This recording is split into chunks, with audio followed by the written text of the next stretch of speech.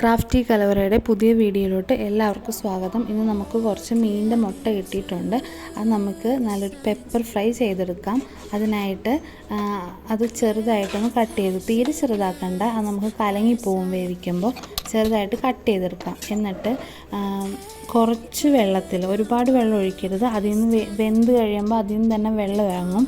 കുറച്ചൊരു 3-4 സ്പൂൺ വെള്ളം ഒഴിച്ചിട്ട് അത് നമുക്കൊന്ന് നന്നായിട്ട് പറ്റിച്ചെടുക്കാം. അതിന് കുറച്ച് മുളക് പൊടി, 1 ടീസ്പൂൺ മുളക് പൊടിയും പിന്നെ കുറച്ച് മഞ്ഞൾപ്പൊടിയും 1 ടീസ്പൂണോളം പെപ്പർ പൗഡറും ഇടണം. ഇപ്പം നമ്മൾ ഇതിൽ കുറച്ചെല്ലാം ഇട്ടിട്ട് നമ്മൾ ഇനി ചെയ്യുമ്പോഴത്തേക്കും കുറച്ചുകൂടി ഇട്ട് ചെയ്യും. അപ്പോൾ ഇപ്പോൾ ഇത്രയും ചെയ്താൽ മതി. എന്നിട്ട് കൂടുതലിട്ട് മിക്സ് ചെയ്യരുത്, അത് കലങ്ങിപ്പോവും.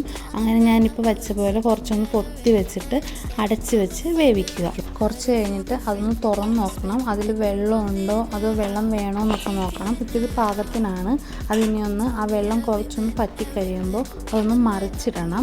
അതിപ്പോൾ നമ്മൾ ഫ്രൈ ആക്കില്ല, അത് മറിച്ചിട്ട് അതിൻ്റെ കുറച്ചുകൂടിയുള്ള വെള്ളം ഒന്ന് പറ്റിക്കഴിയുമ്പോൾ നമുക്കിനി അത് ഫ്രൈ ചെയ്തെടുക്കാം. അതിനായിട്ട് കുറച്ച് ഉള്ളി, വേപ്പില, വെളുത്തുള്ളി, ചതച്ച മുളക് അത്ര ഇട്ടൊന്ന് നമുക്കൊന്ന് ഇടിച്ചെടുക്കാം. ഉള്ളിയും വെളുത്തുള്ളിയും കൂടി ഒന്ന് കല്ലിലിട്ടൊന്ന് ഇടിച്ചെടുക്കണം. മിക്സിയിലാണെങ്കിലും ചെയ്യാം. അത് ഒന്ന് ജസ്റ്റ് കൂടുതൽ അടിക്കേണ്ട, അപ്പോൾ അത് ചതഞ്ഞു പോകും. ഈ ഒരു പരുവത്തിൽ നമുക്ക് ചതച്ചെടുക്കാം. വേപ്പിലയും അതും ഇതിൻ്റെ കൂടെ ചതയ്ക്കേണ്ട, ഉള്ളിയും വെളുത്തുള്ളിയും മാത്രം ചതച്ചാൽ മതി. ഇനി നമുക്ക് ആ വേവിച്ച് വെച്ച മുട്ട ഒന്ന് നല്ലൊരു പെപ്പർ ഫ്രൈ ചെയ്തെടുക്കാം.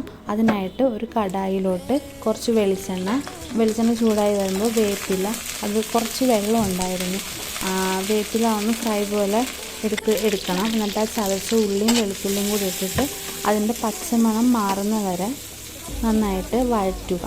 ഇതിലോട്ട് 2 നുള്ളു ഉപ്പിട്ട് കൊടുക്കുക. ഉപ്പ് നോക്കിയിട്ട് ഇട്ടാൽ മതി. നമ്മൾ മുട്ട വേവിച്ചപ്പോൾ അതിൽ കുറച്ച് ഉപ്പിട്ട് കൊടുത്തിട്ടുണ്ടായിരുന്നു. ലാസ്റ്റായിട്ട് നോക്കിയിട്ട് കുറച്ചുകൂടി വേണമെങ്കിൽ ചേർത്താൽ മതി. ഇനി അതിലോട്ട് ചതച്ച വറ്റൽമുളക് ചേർക്കുക.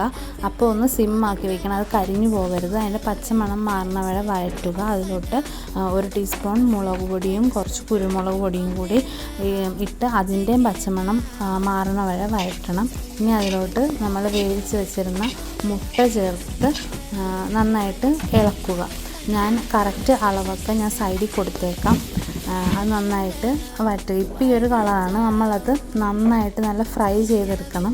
ഇടയ്ക്കിടയ്ക്ക് ഇങ്ങനെ കുറച്ച് വെളിച്ചെണ്ണയും കുറച്ച് കുരുമുളക് പൊടിയും ചേർത്ത് കൊടുക്കണം. എങ്കിലേ ആ ഒരു പച്ച വെളിച്ചെണ്ണയുടെ ടേസ്റ്റ് നന്നായിട്ട് നമുക്ക് കിട്ടുകയുള്ളൂ. എന്നിട്ട് അത് കുറച്ച് നേരം മൂടി വെച്ച് വേവിക്കുക.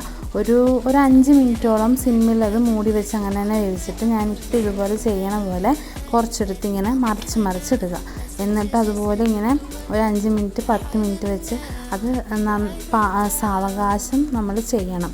സാവകാശം ചെയ്ത് കുറച്ച് കഴിയുമ്പോൾ കുറച്ച് പച്ച വെളിച്ചെണ്ണ ഒഴിച്ച് കുറച്ച് വേപ്പിലയും കൂടി ഇട്ട് കഴിയുമ്പോൾ ആ വേപ്പിലയുടെ ഫ്ലേവറൊക്കെ നന്നായിട്ട് കിട്ടും. അപ്പോൾ നമ്മുടെ നല്ലൊരു പെപ്പർ ഫ്രൈ ഇവിടെ റെഡി ആയിട്ടുണ്ട്. എല്ലാവരും അതൊന്ന് ട്രൈ ചെയ്ത് നോക്കണം. അതിൻ്റെ കമൻ്റായിട്ട് ആ ഫീഡ്ബാക്ക് ഞങ്ങളെ അറിയിക്കണം. ഇഷ്ടപ്പെട്ടാൽ ലൈക്ക് ചെയ്യുക, ഷെയർ ചെയ്യുക, സബ്സ്ക്രൈബ് ചെയ്യുക.